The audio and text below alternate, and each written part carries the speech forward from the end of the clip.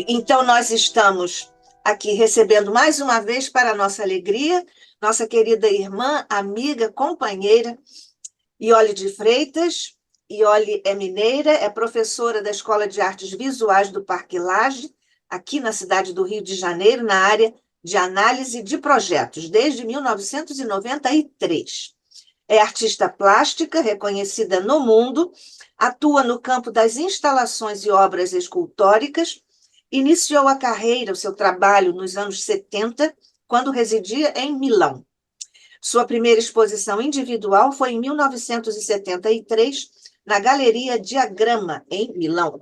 Participou da Bienal de Paris, em 1975, da Bienal de São Paulo, de 1981 a 1998, da Documenta de Kassel, de 2007.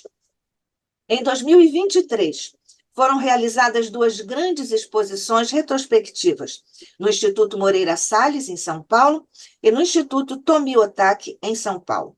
É palestrante espírita, trabalhadora do grupo Rita de Cássia de Estudos Espíritas desde 1985, onde participa da direção mediúnica da casa. Este grupo Rita de Cássia está aqui no Rio de Janeiro, no Leblon, é colaboradora do Centro Espírita Leon Denis desde 1987. Tem uma exposição, Iole de Freitas, anos 70, Imagem como Presença, dezembro de 2023 até março de 2024, no Paço Imperial, na rua 1º de Março, no centro da cidade do Rio de Janeiro. Lamentavelmente, ele já foi encerrado, esse belo projeto, essa bela experiência, mas haverá outras. E Iole vem hoje nos falar, na sequência do estudo que nos oferece aqui no Instituto de Cultura Espírita do Brasil, ela vem nos falar sobre elaboração da linguagem plástica como processo de individuação no contexto da evolução do princípio inteligente. Iole, muito bem-vinda, como sempre, ontem, hoje e sempre, aqui no ICEB, somos todos ouvidos.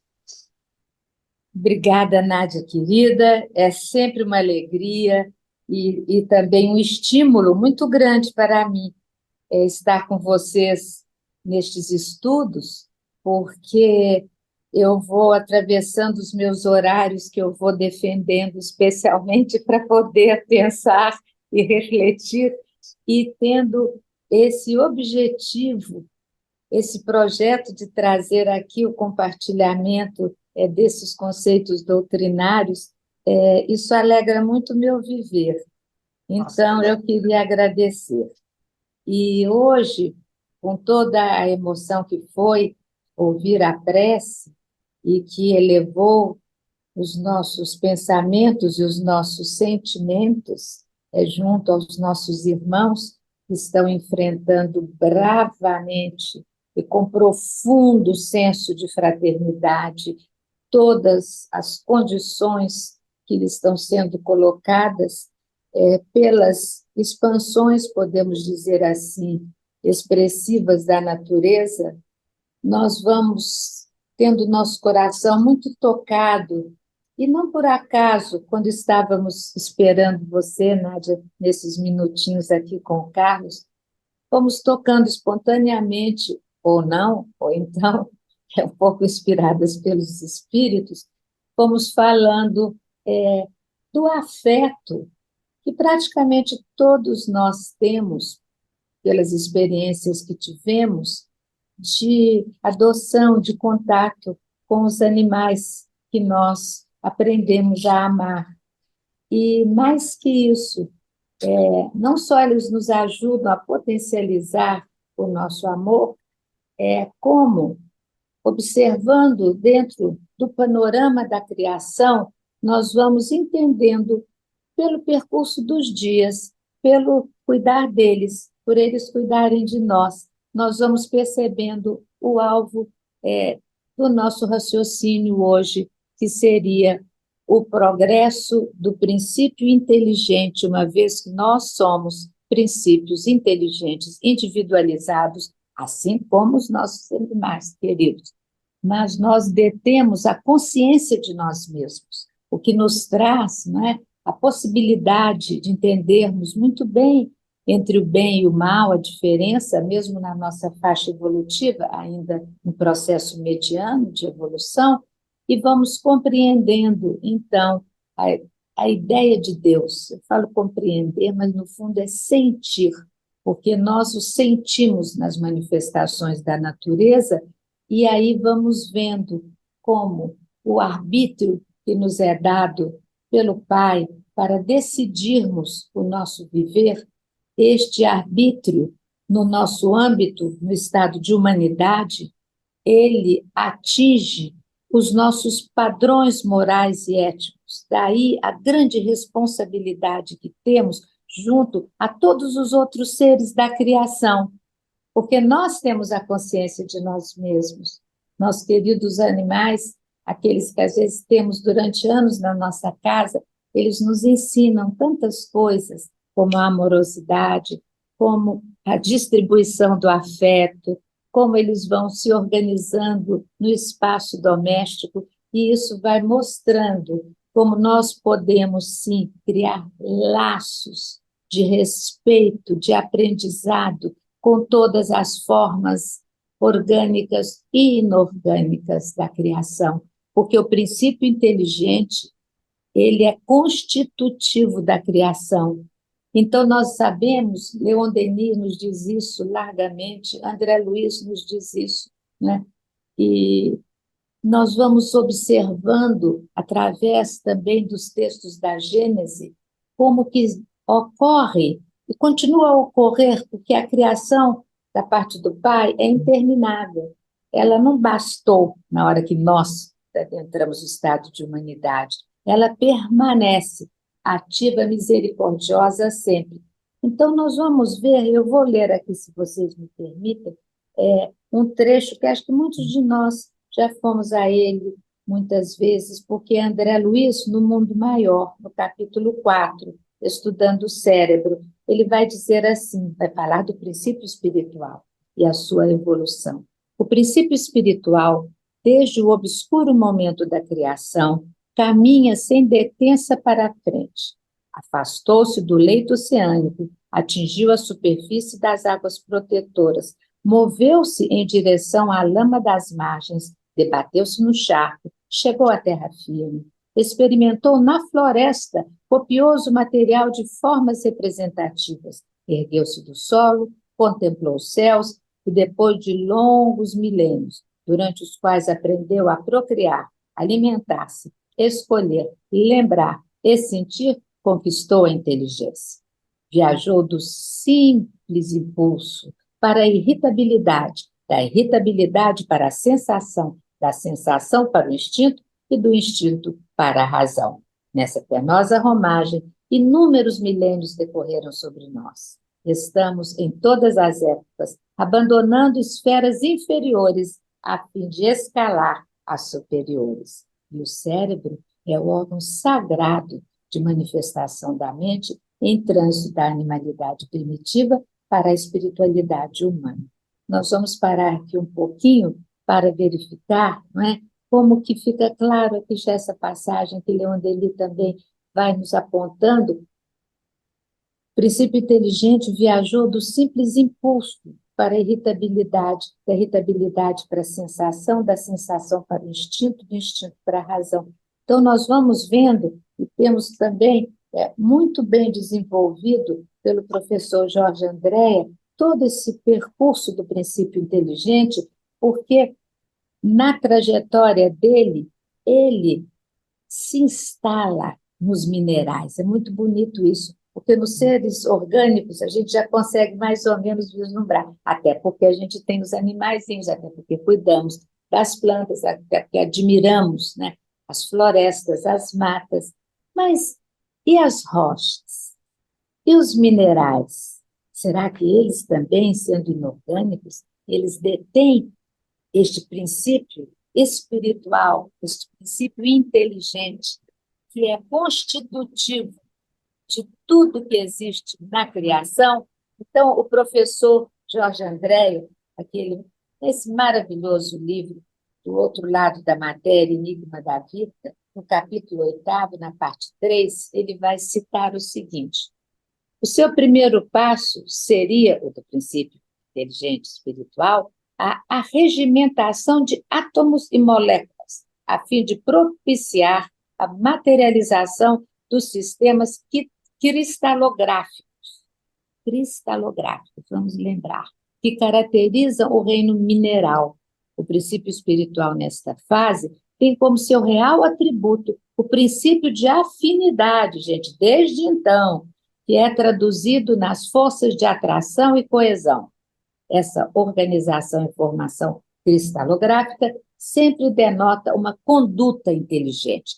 É muito bonito isso, porque Deus está em tudo, né?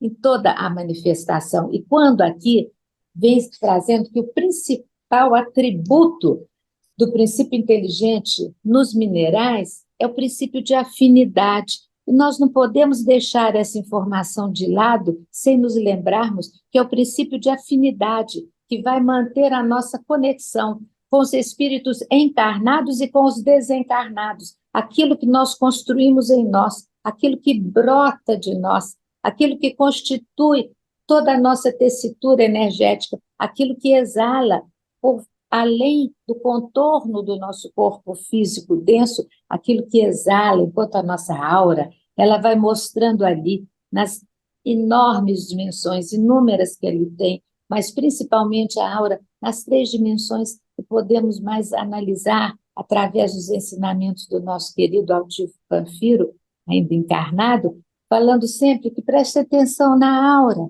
na hora de dar o passe, porque, no mínimo, podemos perceber pelos nossos sentidos psíquicos o que ocorre com o companheiro no qual estamos debruçando as nossas energias, porque a aura, aquela mais externa, ela carrega todas as impressões que nós emitimos pela nossa característica, então, isso ocorre por afinidade, né? Vai se ligando a todos os fazeres do mundo, aquilo que nós nos dedicamos, e ele sempre dava o exemplo.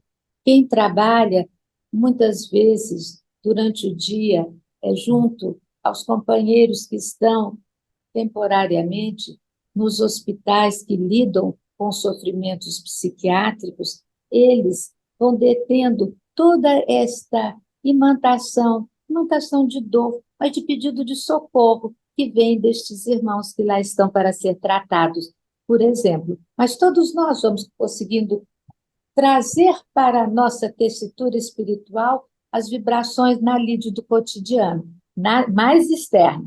Depois a gente vai tendo a outra mais para dentro, podemos dizer, mais próximo do contorno físico, nós temos a tessitura da nossa aura, que ela vai mostrar aquilo que somos, em mais profundidade, aquilo que nós exalamos, os momentos mais até de dor e críticos que nós temos, mesmo quando nós estamos na busca da conduta do bem e na ação, por exemplo, terapêutica do passe como doadores, nós somos nós mesmos.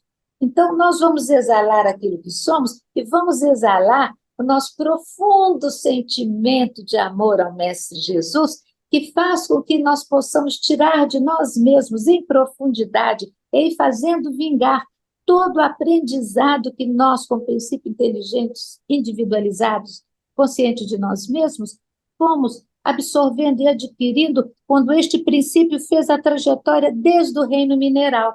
Estão vendo? Trouxe aqui uma coisa só.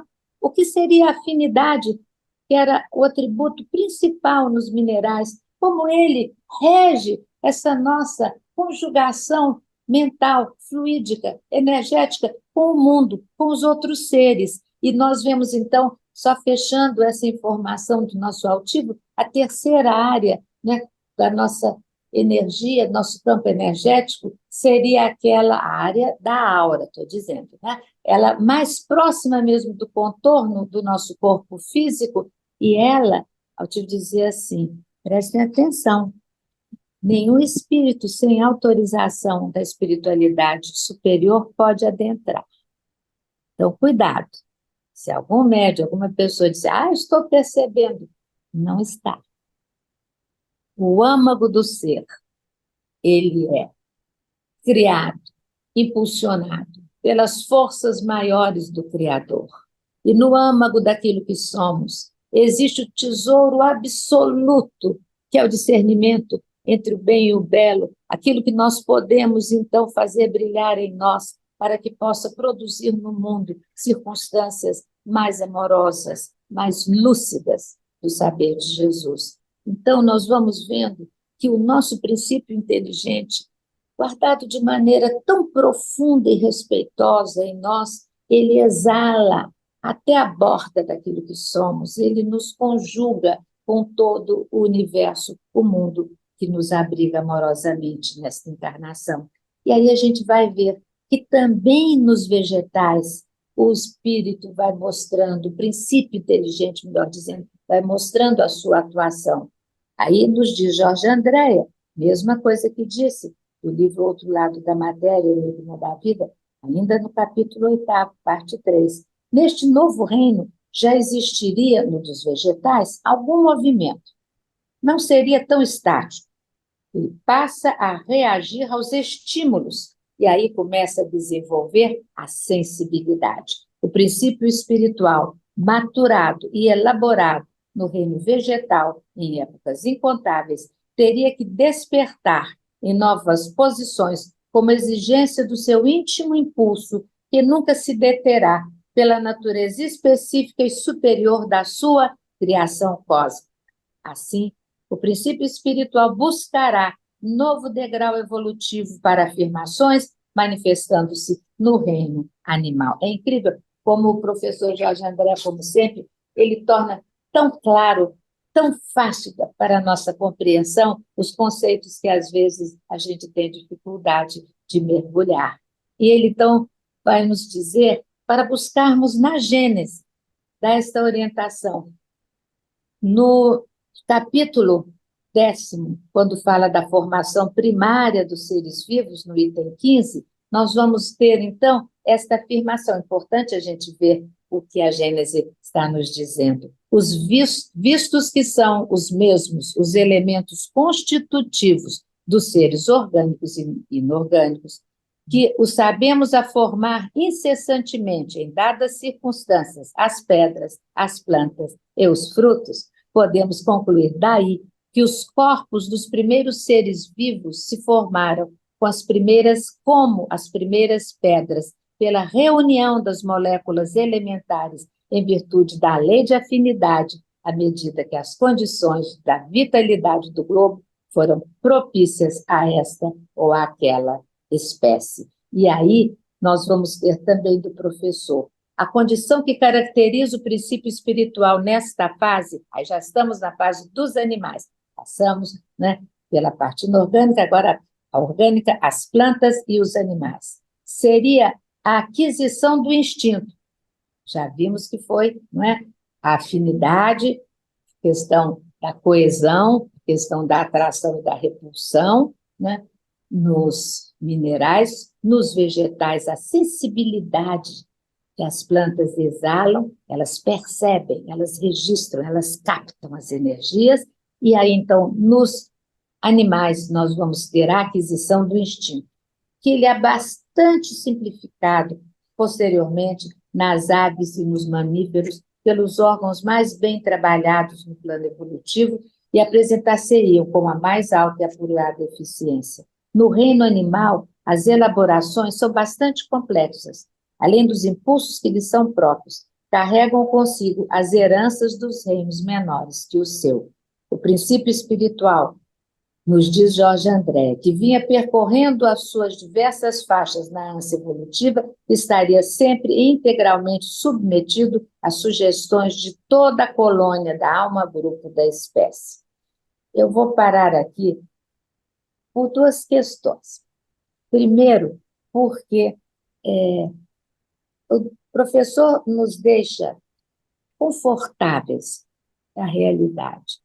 Ao desenvolvermos junto com ele o raciocínio para entendermos que antes que o processo de individuação estivesse claro nos seres da criação e que ele estivesse marcando a responsabilidade de força de um princípio inteligente individualizado, de um indivíduo, né? Sabemos que este princípio atravessou os outros reinos, mas enquanto atravessou os outros reinos, inclusive vegetais e animais, eles participavam, né, todos do processo da criação de maneira muito coerente e respeitosa a toda a decisão do poder do Criador, que foi instalando estas realidades para que os princípios que foram criados no reino mineral, até antes no vegetal e animal, eles estivessem sob sua guarda, sob a guarda do Mestre Jesus, Deus nosso Pai, todos os seus saberes e possibilidades, mas não tinham ainda a capacidade de responderem por si, porque o processo de individuação, deles compreenderem si como sujeitos da ação, ainda não existia. Então, como é que funcionava? Aí o professor nos diz, existia toda uma condição ali evolutiva que dava a todos, por exemplo, os vegetais e os animais, as plantas não continuam a fazer todo o processo, né, que nos vai beneficiando com o processo todo de limpeza da atmosfera e de nos dar os frutos para alimentação, isso tudo já vai no mecanismo automatizado da criação, antes de nós termos a independência e o processo mais esclarecedor para guiar o nosso livre-arbítrio. Então, ele vai falando das almas do princípio inteligente, quando ele está conjugado aos seus colegas, digamos assim, e eles vão, então, participando do que ele chama da alma-grupo. Muito bonito isso.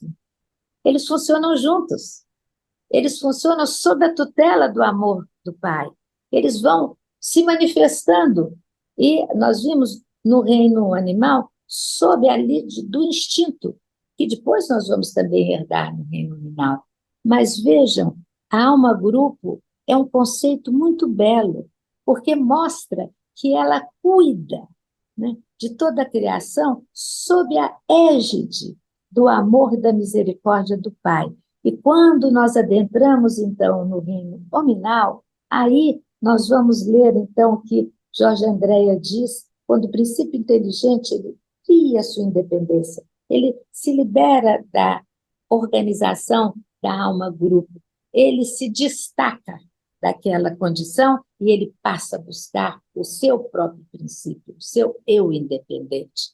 Então, nós vamos ver que na fase nominal, o espírito será o resultado de uma elaboração arquimilenar em etapas de renovação constante, a fim de possibilitar o crescimento harmonioso da sua estrutura dinâmica. Crescimento harmonioso.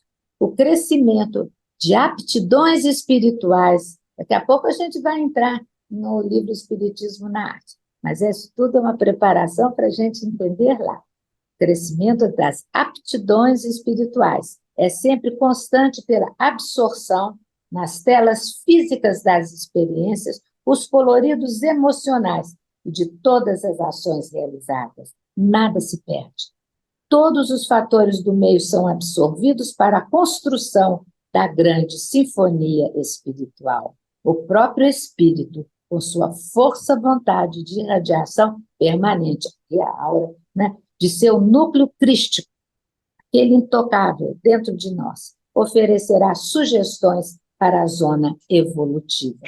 Não vamos esquecer que ele está chamando muito a nossa atenção quando o princípio inteligente adentra o reino nominal, que somos nós, para o crescimento das aptidões espirituais, conquistadas essas aptidões, transformadas às vezes milenarmente em talentos, e que isso tudo implica numa corajosa aventura, um atravessamento de todas as possibilidades reencarnatórias que nós tivemos, carregando as experiências do reino animal, vegetal e mineral. É uma orquestração, como ele diz, é magnífica. E aí ele vai nos dizer, dos minerais passando pelos vegetais e animais, o princípio espiritual ganhará a fase hominal, onde o raciocínio e a intelecção serão alicerces de formação daquilo que representará o atributo e característica dessa fase, razão. Com isso, o princípio de responsabilidade e todo o contingente de elementos éticos e morais terão que ser elaborados para que o homem possa avançar e sair do seu grau inicial. Nessa fase, olhem só, o determinismo da lei, que era total nos reinos inferiores, retrai-se pouco a pouco pelo aparecimento do livre-arbítrio. Está vendo? O determinismo que existia da lei na alma-grupo. Então, agora, a gente é que cria, somos os construtores do nosso próprio destino. É uma atitude paternal, de tamanho respeito ao indivíduo, que a gente tem que aprender com isso. Temos que observar, porque é misericordioso. Ele vai, ele ensina. A lei vai nos encaminhando, a gente foge dela, a gente é rebelde a ela. Ele vai criando outras condições. Dessa vez ela acerta, dessa vez vai dar conta. Vamos tentar num outro campo, vamos numa outra encarnação, tentar uma outra profissão, tentar um outro núcleo familiar. Vamos ver como este ser vai aprender. E ele vai aprendendo com mais ou menos dor, a partir da sua afinização com a lei de amor, justiça e caridade. E nós vamos ver que é tão magnífico esse presente constante, porque terminou esta encarnação, outras tantas virão, e depois dessas outras tantas nem sabemos, porque não temos capacidade intelectiva e sensorial para percebermos a realidade dos mundos felizes. É muito bonito, nós o temos em nós como semente, porque a gente aspira a eles. Se a gente nem soubesse que existia, não podia aspirar a algo que a gente não tem nem ideia. Então, está gravado em nós, que é o princípio da evolução.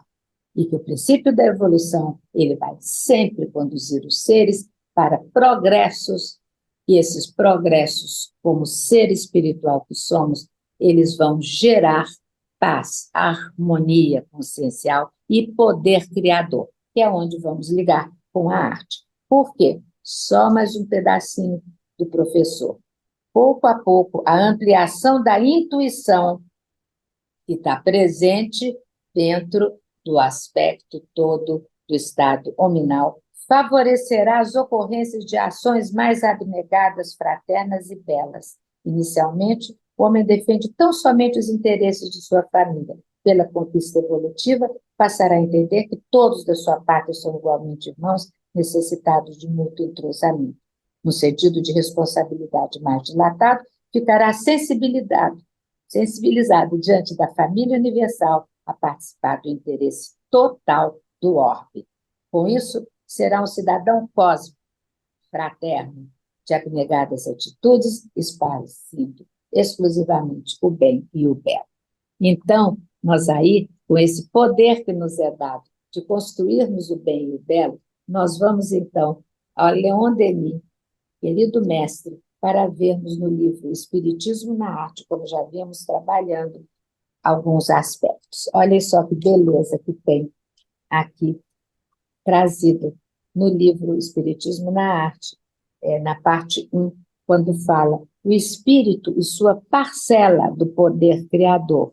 Somos coautores da obra da criação. Isso é de uma responsabilidade, de uma beleza, de uma força interior, que a gente devia falar isso para nós mesmos todos os dias, para a gente não desistir, para a gente não ficar deprimido, para a gente não ficar cansado, porque fica cansado fisicamente, cansado psiquicamente, mas cansado espiritualmente, não. Aí nós temos um discernimento que nos garante. E ele então vai nos dizer, Leon Denis, lembramos aqui que todo espírito emanado de Deus não possui somente uma centelha da inteligência divina. Ele desfruta ainda de uma parcela do poder criador.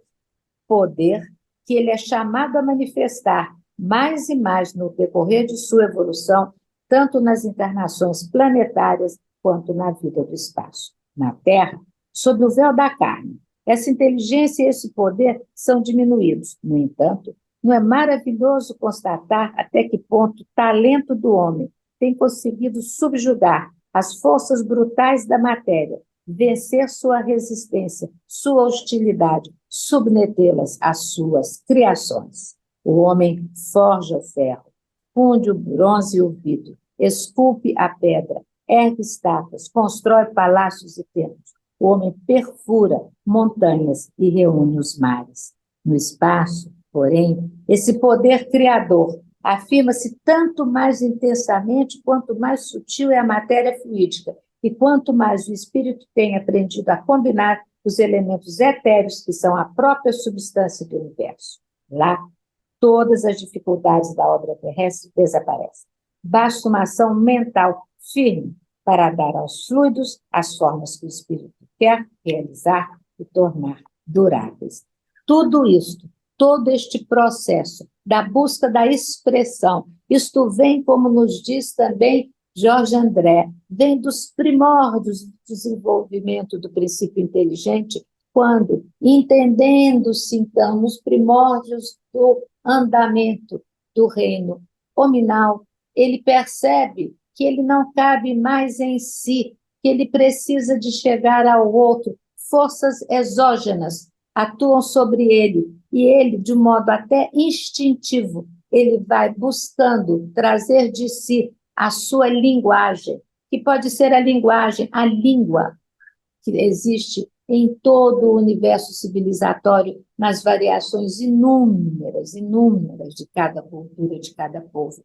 Mas a questão da elaboração individual de uma linguagem que se expressa na arte, na música, na pintura, na escultura, na arquitetura, esta decisão parte deste princípio da necessidade do ser espiritual entrar em conjugação com os outros seres. Ele não basta em si, ele mergulha em si, ele tem que se conhecer, mas quando ele já se conhece, ele vai buscando, pela sua consciência ativa, trazer à tona aquilo que existe nas profundezas do seu inconsciente, no seu inconsciente puro, no seu inconsciente passado, no seu inconsciente atual, como nos diz o professor Jorge André, trazendo a nível da materialidade consciente do nosso cérebro, na encarnação que temos, a condição de trazermos em forma de habilidades, em forma de talentos conquistados arduamente através dos milênios, nós vamos trazendo a ponte com o outro, que é a linguagem individual daquele que se dispõe a fazer da arte a sua linguagem de individuação, de entrar em si mesmo e de conjugá-la com as forças do bem e, como uma ponte, levá-la a todos os outros seres da humanidade. É este o ponto de ligação que queríamos trazer. Não há como entender um processo de criação distante do processo de individuação. Nós temos vários escritores, pensadores da área de arte que buscam trazer isso para nós, né? E que vão, então, Hélio Pellegrino, por exemplo, que era essa brilhante cabeça, inteligência, né? Como uma criatura, eu ia falar entendedor, mas é uma invenção essa palavra, uma pessoa que entende profundamente o ser, já trazia nos seus textos laicos, porém banhados da ideia de Deus. Tem um livro dele com um título que eu acho incrível, se chama A Burrice do Demônio. Ele vai mostrando como que o mal é pouco inteligente, porque o mal fere, o mal destrói a quem o faz e ao outro, e a humanidade está toda sendo alavancada pelo amor divino para a construção da harmonia, do belo e da paz. Então, é bonito a gente ver que, tantas vezes, pelas cabeças que foram, né, dos seres que foram se desenvolvendo através dos milênios, mesmo não estando nesta encarnação, engajados nos nossos trabalhos que a doutrina espírita nos convoca a fazer, eles fazem um trabalho também com entendimento da solidariedade, da fraternidade, e vão também ilustrando que a arte poderá ser, sim, esse processo de individuação, entendimento de si e do outro. E aí, o professor vai nos dizer o seguinte, ele vai nos dizer, eu já li isso da outra vez, mas é tão bonito. Quando o espírito humano encarna na Terra e que traz, seja da sua vida no espaço, seja em consequência de um trabalho anterior nas vidas terrestres, uma certa noção do ideal estético, quando chega à maturidade na sua vida terrestre, sua bagagem artística se exterioriza sob a forma de inspirações ligadas a uma qualidade mestra que nós chamamos de gosto, junto ao sentido do bem. Eis aí, pois, o artista criado e pronto para agir sobre a matéria. E aí nós vamos ver que ele vai também nos trazer, que é tão lindo, estou aqui procurando a minha página, que eu separei, que é lindo. Olhem só, isso agora está já na parte 2 do livro Espiritismo na Arte. Ele diz o seguinte: ora, a inspiração se introduz suavemente em nosso intelecto.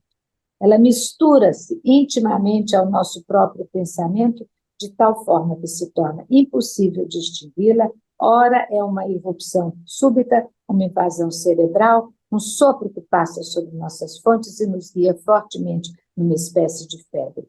Lembrando que nós já vimos pelos estudos anteriores que a inspiração ela ocorre quando há, né, esse chamamento das nossas próprias forças, né, energéticas, as forças criativas, poder da criação que detemos em nós, quando essas forças buscam no além, buscam nas regiões mais desenvolvidas, buscam junto aos espíritos que já detêm conhecimento do bem e do belo, inspiração.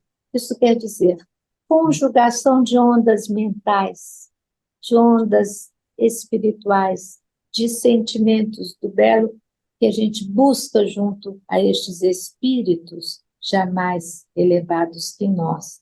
E toda a força que vem deles, ela mistura-se dentro de nós, às vezes de modo não nítido, outras vezes, continuando, é como uma voz interior, não tão nítida, tão clara, que parece vir de fora para nos falar de coisas graves e profundas. Uma corrente de forças e de pensamentos agita-se e rola em torno de nós, buscando, é bonito isso, penetrar nos cérebros humanos, dispostos a recebê-los, a assimilá-los, a traduzi-los sob a forma e a medida de suas capacidades, de seu grau de evolução.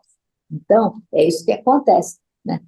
As ideias, as noures, como diz o professor Jorge André, elas estão, né? Elas existem, elas são.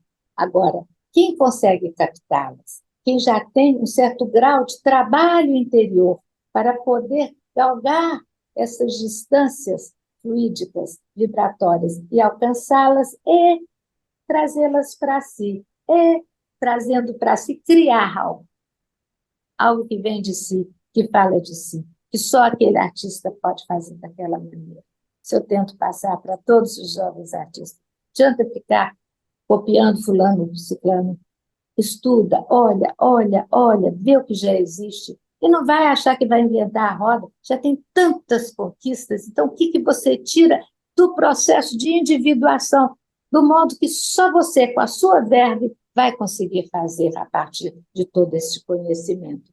E aí, nós vamos ter aqui no livro, é muito lindo, traz a tradução, inclusive, literal, de um poema de Lamartine, que é uma beleza, é uma beleza.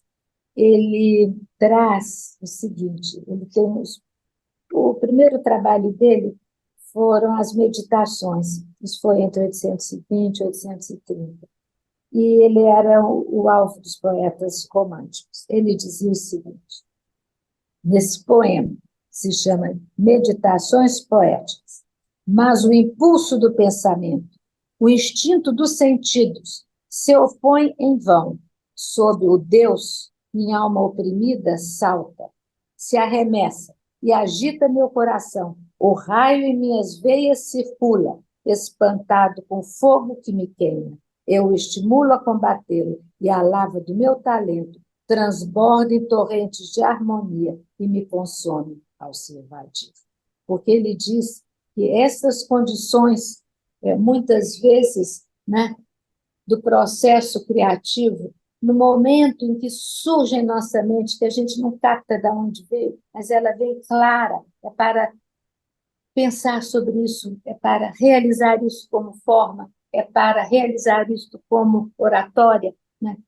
Os que escrevem para realizar isto como poemas, né? Patrimônios culturais da humanidade, este instante ele é fugidio para a nossa lógica racional, mas aí os espíritos vêm nos dizer como se faz, por que que ocorre. Ocorre porque é o processo chamado de captação, processo mediúnico que todo ser tem, depende deles desenvolvê-lo ou não, que é o processo de buscar, de ir catar as regiões mais fluidas que constituem o universo e ir buscar, e ele é captativo o movimento, ele atrai, ele encontra, ele traz a si. Mas esse processo ele é tão profundo, ele está no âmago do ser, ele é traduzido pelo inconsciente passado, pelo inconsciente atual, e até chegar ao consciente, quando o artista, sem ter noção tantas vezes deste processo, na maioria das vezes não tem, mas ele abarca aquilo que foi captado. E ele fala: disto eu farei uma obra, disto que eu estou intuindo, disto que a espiritualidade me dá, nós que temos, né, a consciência disto, ou disto que ocorre em mim. Tantos artistas laicos sabem descrever muito bem este instante, quando o processo da inspiração se instala e torna-se a manifestação do poder criador no indivíduo. E aí nós vamos tendo, como disse aqui Lamartine, como vem, não é, o nascimento do poema, como ele vem, como ele explode na criatura, como a criatura tem que lutar contra conhecimentos que já teve, conhecimentos de experiências já passadas, para ele abrir as portas da sensibilidade, do conhecimento, da expressão para o futuro. Porque a obra, quando ela tem essa coerência com o bem e com o belo, ela é inaugural. Ela instala algo que ainda não foi feito daquela maneira. Ela instala algo que é o espelhamento de todo este processo magnífico de inspiração que guarda a cultura humana, não só na nossa crosta terrestre, mas no orbe. Porque dentro dos processos alternados da reencarnação, nós vamos tendo, e este livro, Espiritismo na Arte, é uma pérola para poder nos trazer o que ocorre com os artistas, estes indivíduos, esses seres espirituais que, quando encarnam, trazem o saber que adquiriram nestas vivências na pátria do espírito, conjugadas às experiências que temos na Terra. E aí nós vamos percebendo que existe toda uma apropriação das experiências do princípio inteligente através dos milênios e vamos entendendo que o processo de intuição sai do sujeito, ele escapa muitas vezes à lógica racional, mas é um reflexo daquilo que ele intui porque já atravessou.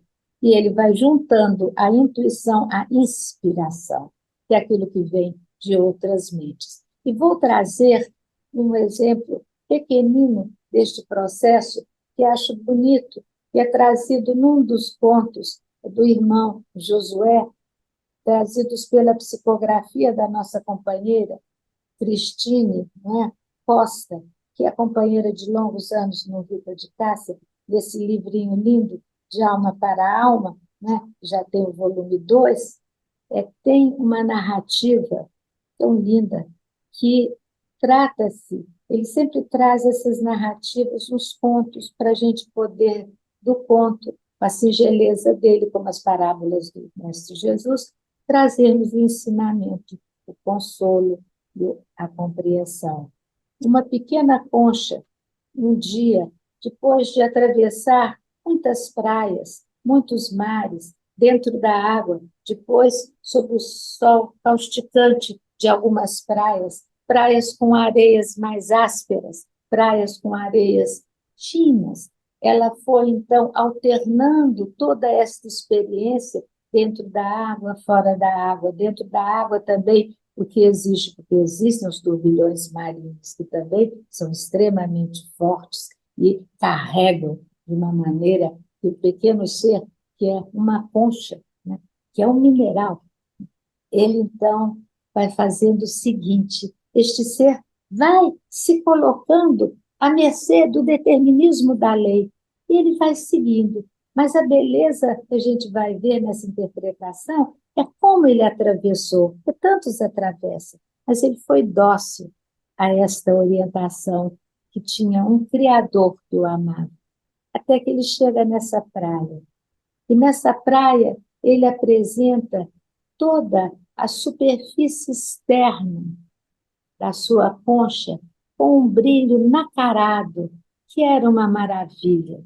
E aí as outras conchas que estavam lá já há muito tempo, paradinhas, com a crosta sendo trabalhada naquele vai e vem de um mar que não era bravio, mais tranquilo, ora no mar mansinho, ora em pequenas ondas chegavam à praia, e vem aquela manifestação maravilhosa daquela crosta nacarada. E aí elas perguntam: como é que você conseguiu isso? A gente está aqui, as nossas irmãs que antecederam também estavam aqui, ninguém conseguiu essa crosta, essa manifestação no seu ser. Você concha, com essa superfície nacarada, reluzindo o sol, fazendo com que se espalhe a luz do sol em redor de você, porque é um espelhamento incrível que o nacarado propicia. E aí ela conta que ela atravessou muitas vezes, que ela foi banhada e levada para profundezas do mar escuro, que ela não tinha noção do que ia ocorrer, mas ela confiava, até que outras forças foram trazendo-a para as camadas da superfície dos mares. E os mares foram levando-a tantas e tantas vezes para praias rochosas, que machucaram a sua crosta, mas fizeram com que a parte mais grosseira fosse sendo eliminada. E ela foi para as praias não tão rochosas, mas com areia muito grossa, que também fizeram como uma lixa nessa camada externa da sua constituição. E tudo isso foi propiciando que a parte interna dela, da sua crosta, pudesse vir se mostrar com o esplendor do sol e sobre ela batendo, ela que atravessou tantos processos de retirar aquelas camadas mais pesadas, fazendo com que a luz do sol brilhasse sobre ela. E dizia para elas: vocês têm que ter coragem, vocês têm que enfrentar as lutas, às vezes, que o mar vai propiciar. Não se sabe, agora estão ainda numa condição que é adequada a vocês, que é de estar neste mar mais tranquilo, mais pacífico, que não está exigindo tanta coisa. Mas lembre-se que muitas vezes serão as provas superlativas as quais teremos que enfrentar, que nós iremos perdendo as camadas mais grossas, mais densas, que fomos produzindo naturalmente durante o processo evolutivo, mas que precisam ser retiradas para fazer brilhar a nossa luz. Então, é bonito porque essa conchinha nos mostra, e não é por acaso que a gente escolheu a concha, porque está no reino mineral, que detém o princípio inteligente, e que ela, na sua singeleza, ela nos ensina que as provações vêm. E, meus queridos irmãos, na situação que a natureza está manifestando-se no sul do nosso país, nós temos que ter confiança em Deus, temos que ser aqueles pequenos arautos do amor de Jesus. Nós temos que orar muito por eles, nós temos que compreender as suas dores e temos que pedir a Deus que sejam ativadas as forças da fraternidade, da solidariedade dentro deles, porque elas irão fazendo com que as camadas mais densas de cada um de nós e de cada um deles vá sendo diluída para que, testemunhando o nosso amor ao nosso próximo, nós possamos ir também fazendo brilhar a nossa luz. Que a arte, que é este fazer magnífico de linguagem, de ponte entre um sujeito e a humanidade, que ela possa, nesta hora, ser traduzida em todas as forças do bem que ela carrega, para que esses nossos irmãos possam receber de cada um de nós, de nossos corações, a força pulsante do Criador, dando-lhes força no atravessamento. E nós, então, nesta hora, nós pedimos que nós tenhamos sempre a possibilidade do estudo, do discernimento que a doutrina nos dá e do compartilhamento de tudo o que nós pensamos e nós estudamos nas fontes legítimas da doutrina, que nós tenhamos a felicidade de compartilhar, como aqui e agora. Então, deixo meu agradecimento muito franco, muito sincero e fraternal à nossa Nádia, ao Carlos e a todos que têm tido a paciência de nos ouvir. Graças a Deus. A paciência, não exatamente, né? A alegria, o desvelamento com a sua fala profunda e poética e técnica também ao mesmo tempo. Também trazendo esses luminares que nos antecederam, que nos legaram essas pérolas, já que você falou de conchas, essas pérolas na sua produção científica ao mesmo tempo que poética, porque o Leon Denis é um filósofo poeta. O Jorge Andréa não deixa de fazer uma certa poesia e certamente também uma filosofia na sua ciência. E André Luiz, por igual, também nos traz tudo isso e festejando todos nós a pena doce e suave do nosso inesquecível Chico Xavier. E olha, nós temos então esta alegria, viu, de tê-las aqui conosco no ICEB sempre. Queria te fazer uma ponderação, na verdade é uma questão.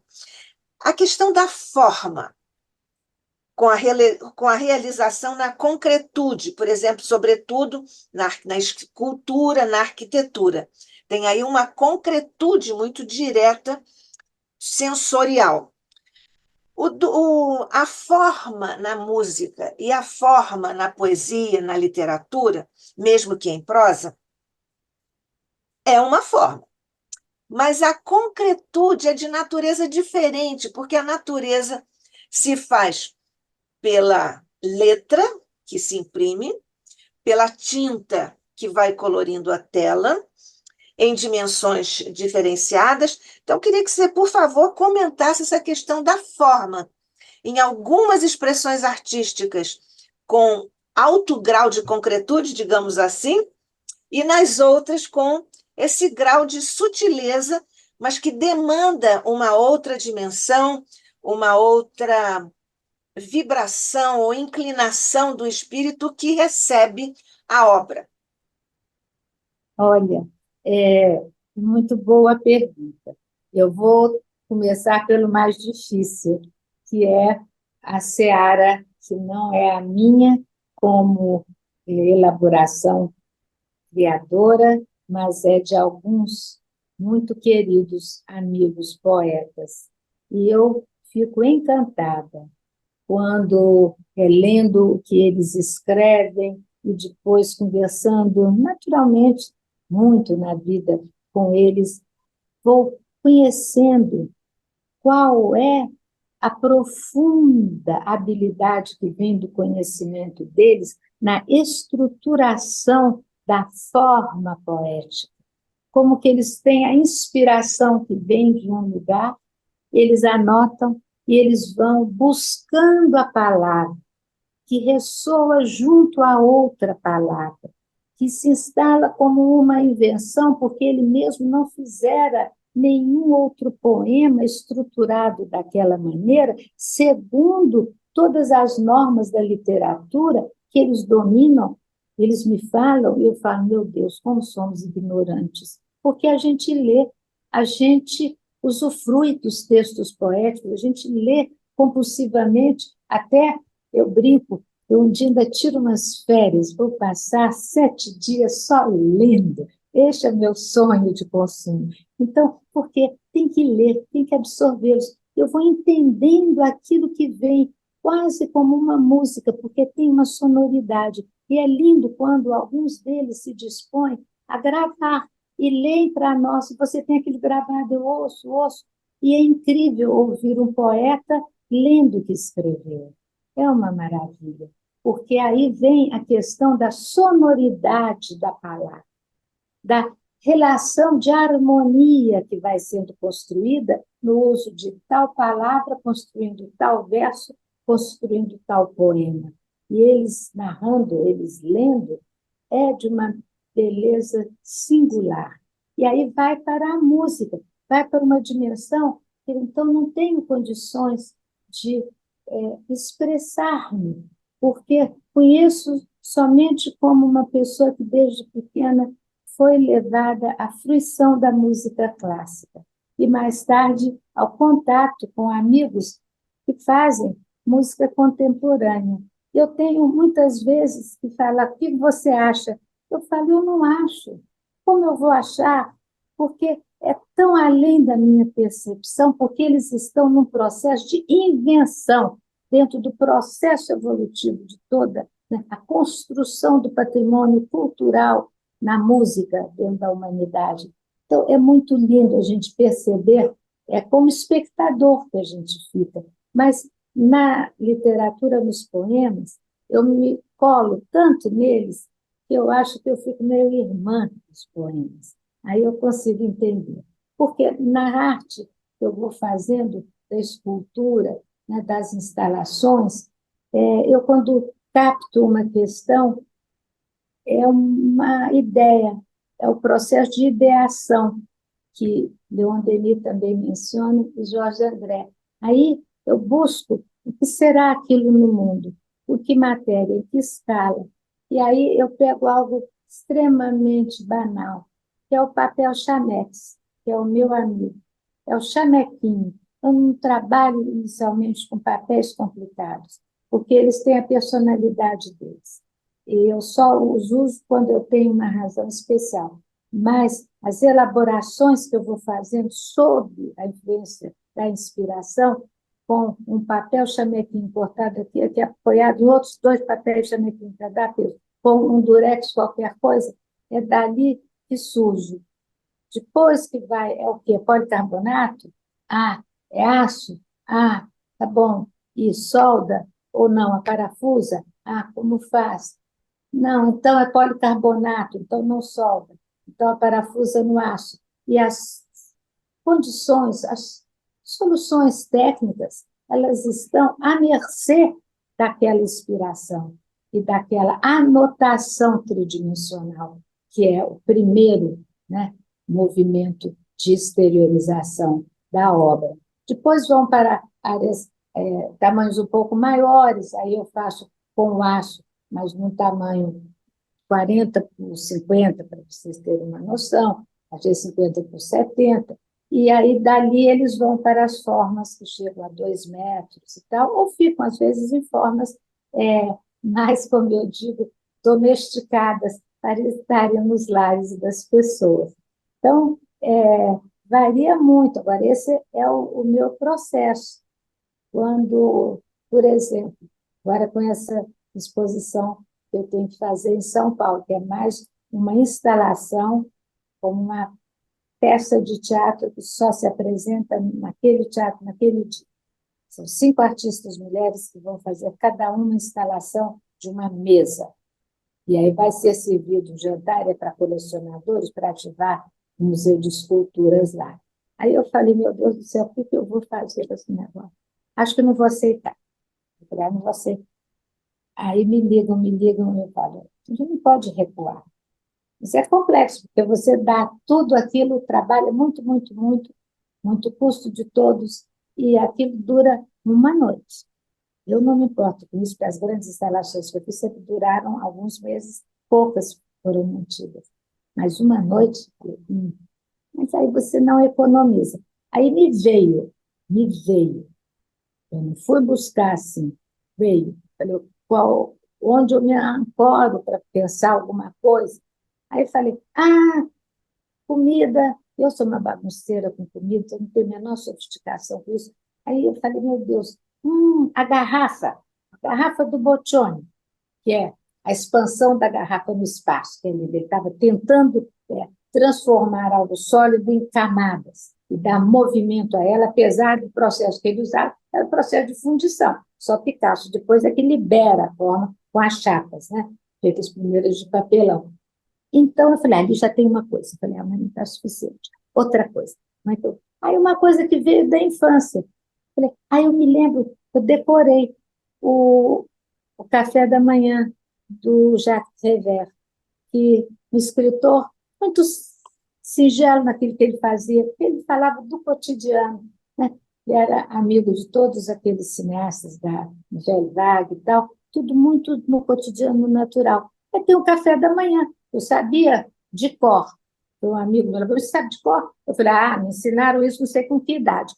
Aí trabalhei com isso, um outro amigo poeta traduziu, pediu ao Canaã Ferraz, ele traduziu, já tinha a tradução do Santiago. Mas eu falei, faz você. E aí,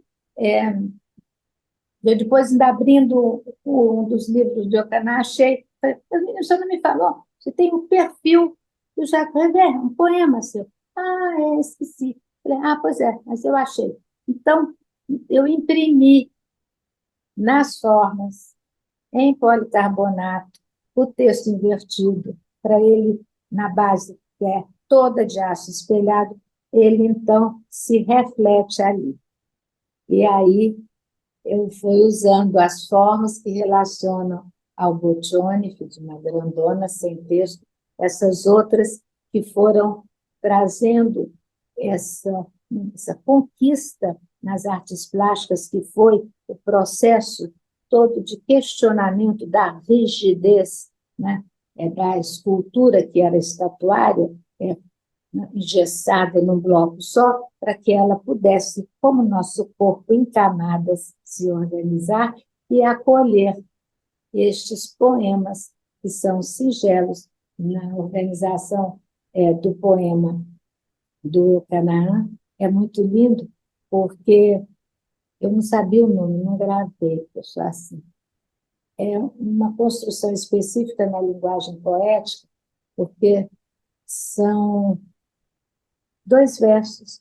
A primeira palavra, o primeiro verso, ela tem a continuidade na segunda palavra do segundo verso, e a segunda palavra do primeiro verso vai ter na primeira do segundo. Cria um X de entendimento. Então, eu trabalhei com a torção das chapas de policarbonato.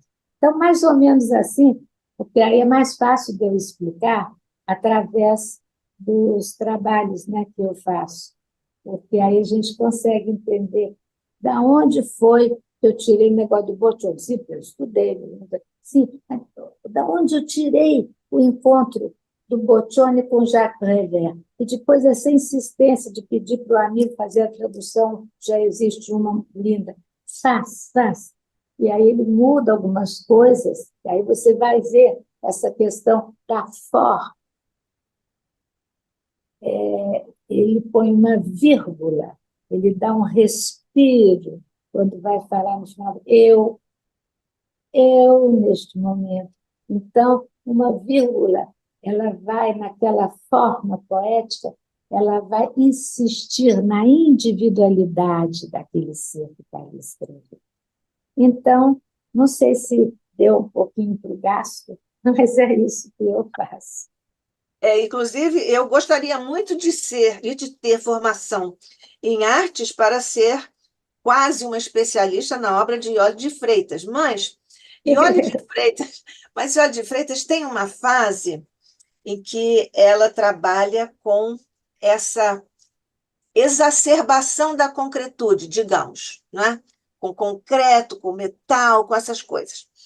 Mas há uma outra fase de Iole de Freitas em que ela tem umas coisas assim leves, fluidas, esvoaçantes, como se fossem, por exemplo, notas de Chopin desenhadas no ar pelo voo de um pássaro. Então, a Iole de Freitas teve duas fases, ela agora está em outra, ou as duas fases podem acontecer no mesmo momento de criação dela. Eu acho que a gente sempre trabalha com essas circunstâncias em que, por isso eu lembrei da concha, tem horas que ela está mergulhada no mar profundo e ela tem as experiências que são próprias daquele lugar, às vezes mais densas, mais difíceis e tal, e depois aí a própria vida vai lhe dando condições, e acho que a doutrina nisso muito ajudou, né, de ir buscar outros espaços de liberdade que sejam mais leves, que você tenha uma impregnação da leveza, da beleza, que isso se instale no cotidiano seu e das pessoas.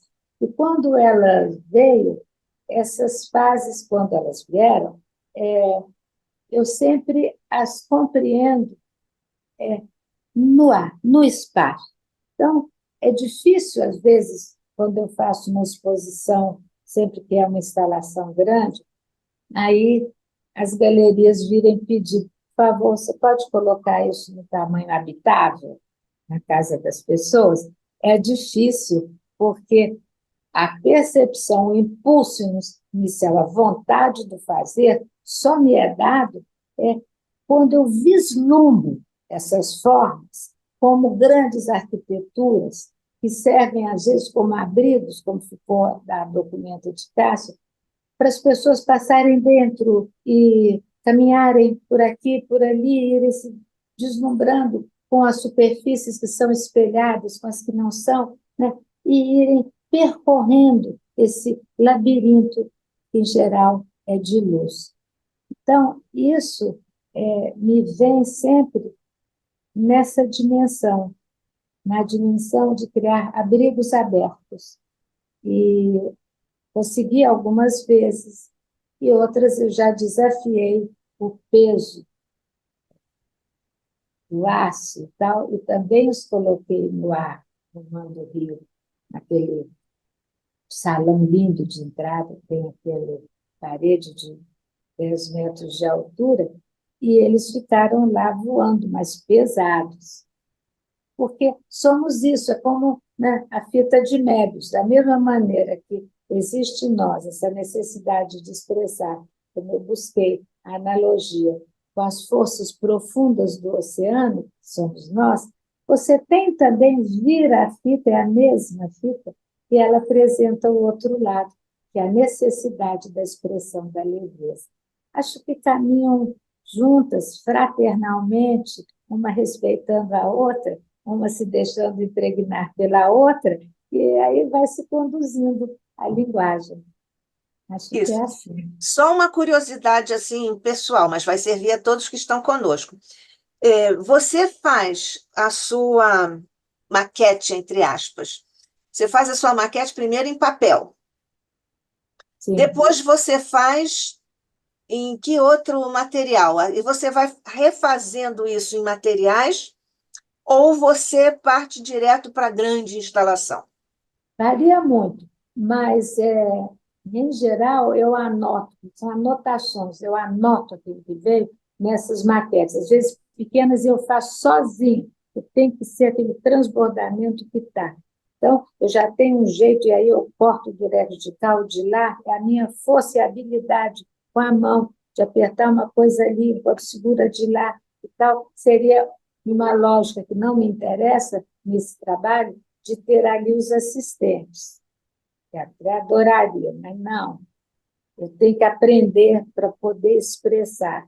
E ali eu faço sempre de modo que depois, medindo, né, na escala, eu vou transferindo de escala, entendeu? Porque ela tem que ter uma ordem do mundo para poder depois se instalar, né, numa dimensão maior, porque tem que falar com as pessoas. Compra uma chapa de 6 metros por campo, compra isso, não sei o que também pode se fazer financeiramente.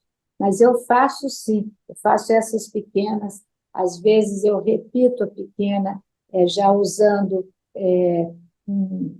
uma fita melhor, uma coisa assim, refaço a própria.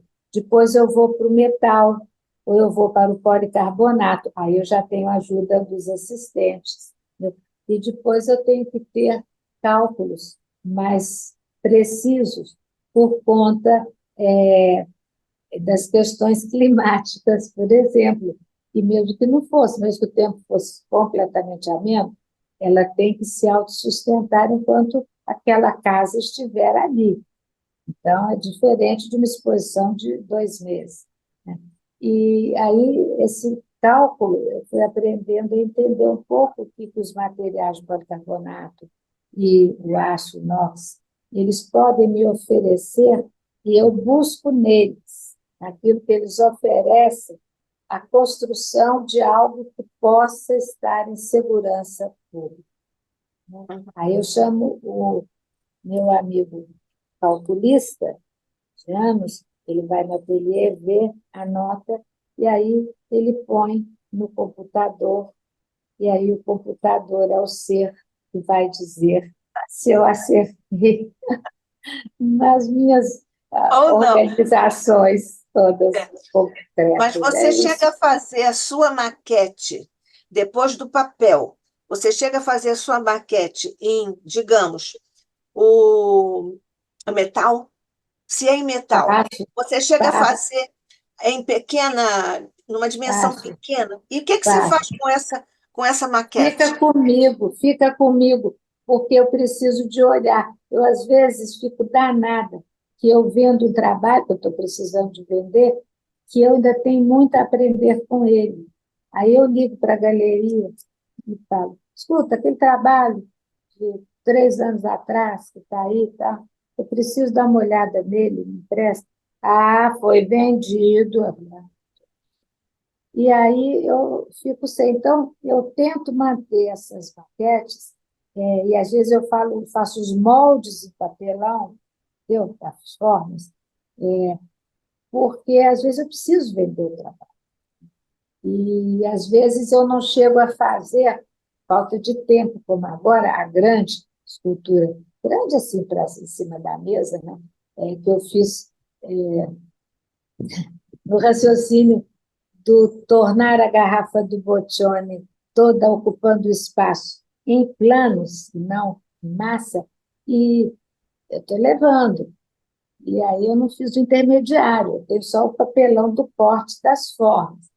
E se alguém quiser comprar, vou ter que vender, porque eu estou precisando. Então, é assim. Aí eu fico com essas intermediárias quando eu posso, elas ficam como registro. Essas eu não vendo, Você tem um porque pequeno museu particular, é isso? mas eu sou muito assim. Fica aquele monte de maquete de papel na parede e elas vão se acumulando nos lugares. E é nesse universo que eu penso, E as de que é na metal? pequena sala. E as de metal? Você também tem assim, na sua estante? Tenho algumas tantas. As pessoas às vezes ficam de olho, eu falo, pode tirar o olho, porque não vou deixar sair daqui. Até porque, muitas vezes, tem pequenas modificações que o que existe no mercado me obriga a fazer. As chapas, às vezes, tinham muitas, 1,22 m de largura, né? Eu podia comprar uma chapa de 3 metros por 1,22 m. Depois passamos a ter chapas até de 2 metros. Depois some do mercado. Então, na hora que você vai precisar, não tem Não tem. exatamente aquela altura. Aí você tem que adaptar todo o desenho, todos os moldes, aquela outra organização que diminuiu 20 centímetros. Entendeu? Então, ela fica um pouquinho mais baixa. Então, você tem que dar um elan nela para ela criar uma Subir. verticalidade mais potente. Porque é isso, você compra o que der. Ah, mas se tiver, não adianta. Compra no balcão, veja o que tem. Porque não adianta ficar viajando de que vai ser a empresa e tal, porque a gente compra pouca quantidade. Eles vendem muita quantidade dos projetos de arquitetura e tal. Então, não tem o menor Encarece interesse. muito, né? Encarece É, muito. Uhum. Mas vai dando certo.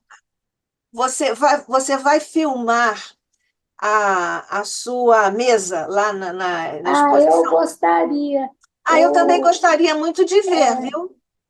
eu vou Eu quero pedir ver. para eles, porque eles estão muito pidões comigo, tudo para fazer aquele monte de coisa. Tá? E Para eu fico equilibrar o eterna. universo, você peça também a eles isso. Para equilibrar o Eu vou universo. pedir para filmar, até porque eu temei que eu não vou querer mesa, não sei o que, toalha, não sei das quantas. Falei, não, eu vou levar a minha mesa de ateliê, fiz aquela prancha de madeira com os cavaletes de madeira. É igual o lugar em que eu trabalho, que eu faço. Não sei inventar toalha, não sei. Aí, para mim, tanto faz qualquer coisa. Mas nós queremos muito ver essa mesa, viu? Você Eu traga na vou próxima, trazer. você vai trazer na próxima Tá bom, palestra. dá tempo, Dá tempo. Para dá encerrar, tempo. aqui nós estamos sobre o tempo. É óbvio que, pela criação, um artista instaura valor no mundo. Isso é óbvio, não é isso? O artista instaura valor no mundo através da sua criação. A questão é, e a cópia da obra de arte?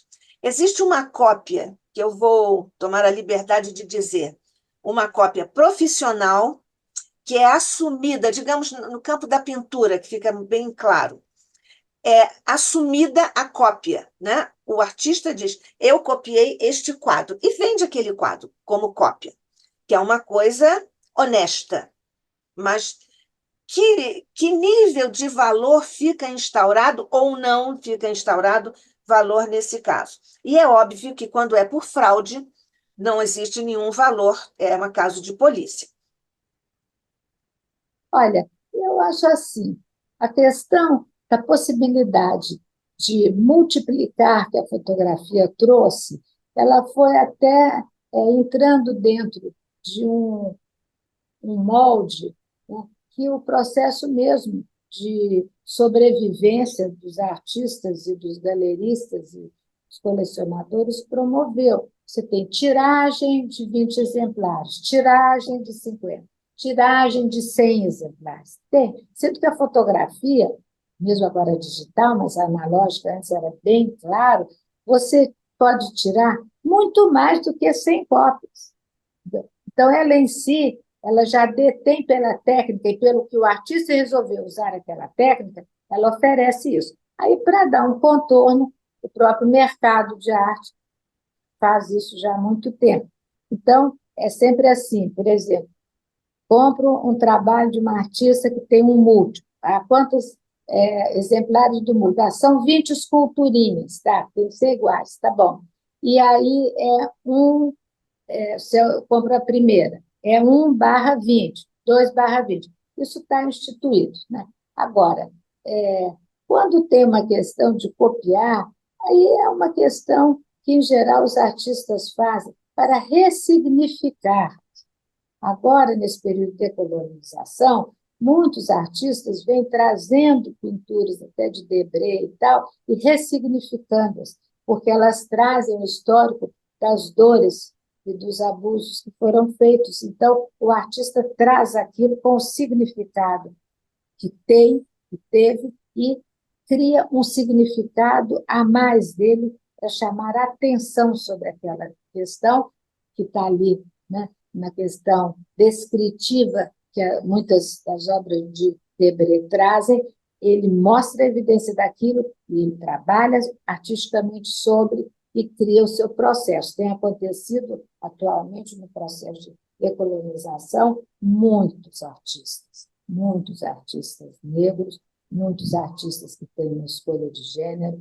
Então, eles vão buscando essas questões já trazidas. Aí eu acho que é claro o que está sendo feito, é uma apropriação da história da humanidade, que eles querem trazer a visão deles, daquela circunstância, difere daquela que foi institucionalizada. Então, isso é uma outra questão. Agora, quando fica copiando, às vezes eu vejo umas coisas copiando, os amigos ligam na fúria, falo, bom, às vezes vitrines de loja, adoro, adoro. Porque É te coisa copiar é isso? muito, muitas. Aí eu tenho os amigos que eu não faço nada, os amigos ficam furiosos e vão lá dizer que não pode ser assim, tem que desmanchar a vitrine e tal. Mas eu sempre digo aos artistas jovens com quem eu trabalho, nos encontros lá no Parque Lage, quem copia, se não for com essa coisa da ressignificação, está copiando, está perdendo tempo. A gente não está falando aqui, o tempo todo aqui, da importância do processo criativo para o processo de conscientização do sujeito, né? O processo de individuação dele. Ué, ele vai imitar outra, está fazendo o quê com o processo? Está jogando fora. Está perdendo tempo. Porque não tem nada autoral. Nada autoral. Tem uma colcha de retalhos que puxa dali. Vou trabalhar com essas telinhas que a Iole trabalhou, vou pegar lá os fios. E, bom, eu só brinco com eles. Eu falo, vou ver, se for melhor o que eu fiz, eu tiro o chapéu. Eu quero ver. Então, é um pouco assim, sabe? É uma questão, por isso que a gente vai falar na ética, ética. Né? E a ética está no comportamento, e o comportamento está por um profundo entendimento do que seja a relação do processo criativo com o desenvolvimento da própria individualidade que com o compromisso com o coletivo. É isso.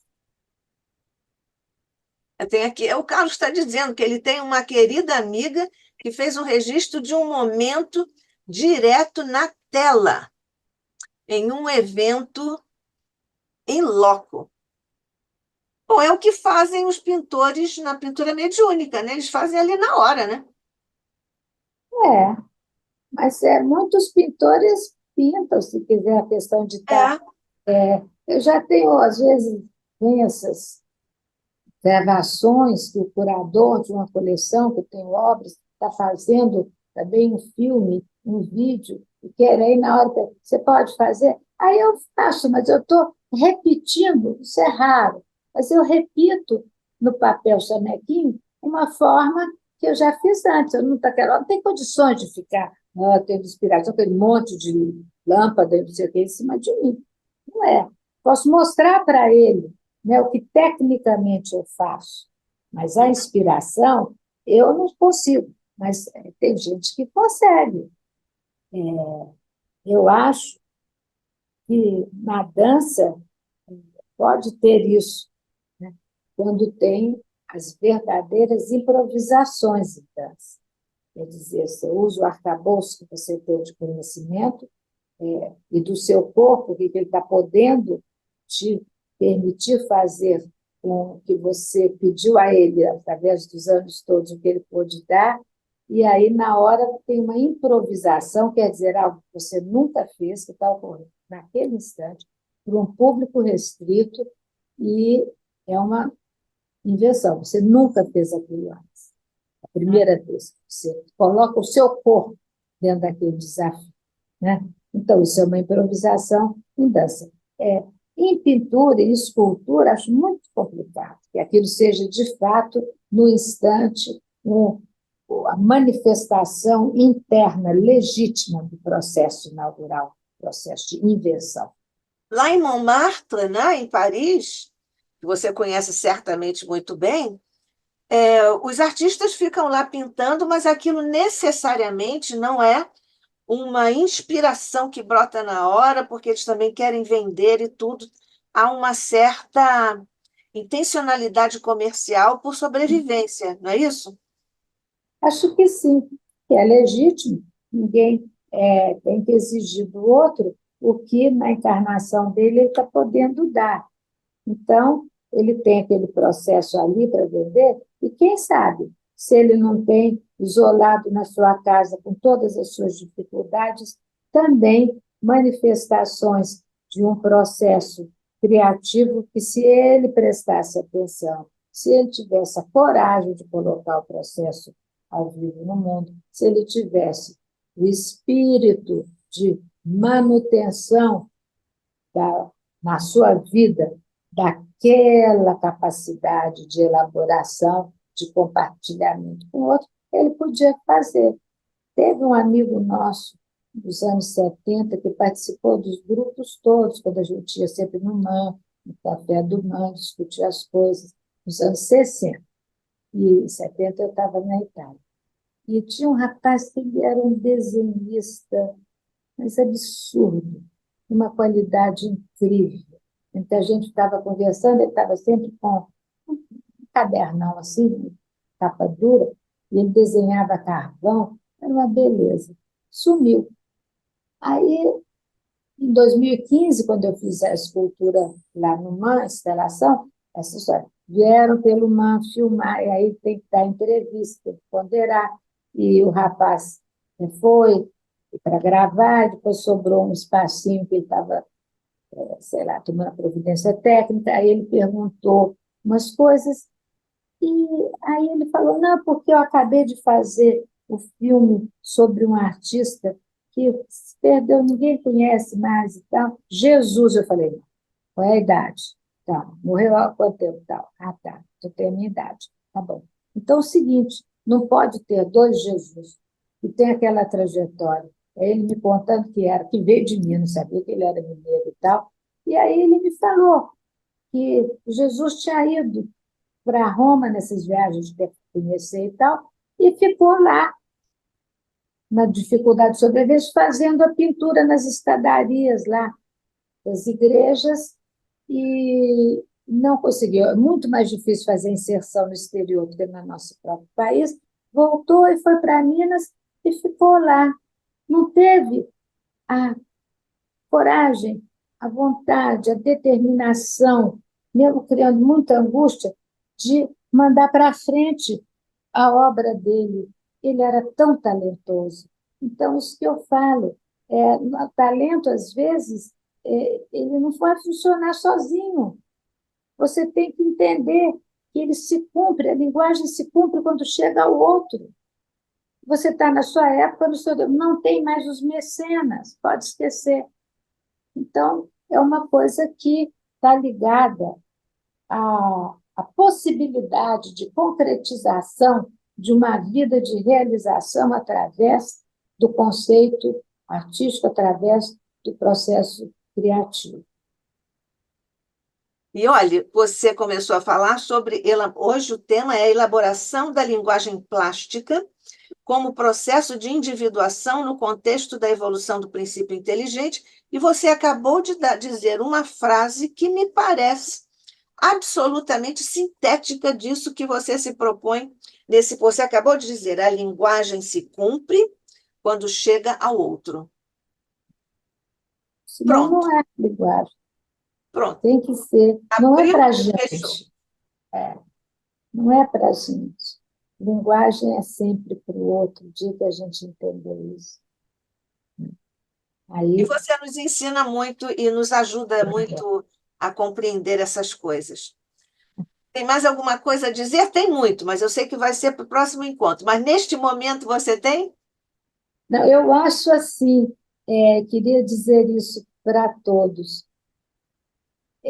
Eu acredito muito nas possibilidades, por exemplo, psicanalíticas, onde a criatura, a gente fala, e ao falar, e se permitir falar, às vezes, fora de uma lógica tradicional, a gente se escuta, e essa escutar-se de si mesmo, que foi jogada no ar, que preencheu os espaços, que chegou ao outro, ela, ao retornar ao autor, a quem falou, ela vem com uma outra luz de esclarecimento, uma outra possibilidade de entendimento de si e daquilo que foi dito. Eu acho que aqui, nessas vezes que eu estive com vocês, é isso que acontece, porque não é só por preparar o estudo, que eu gosto muito, sabe? mas é que na hora que a gente fala, com essa oportunidade que vocês nos dão, a gente ouve assim mesmo.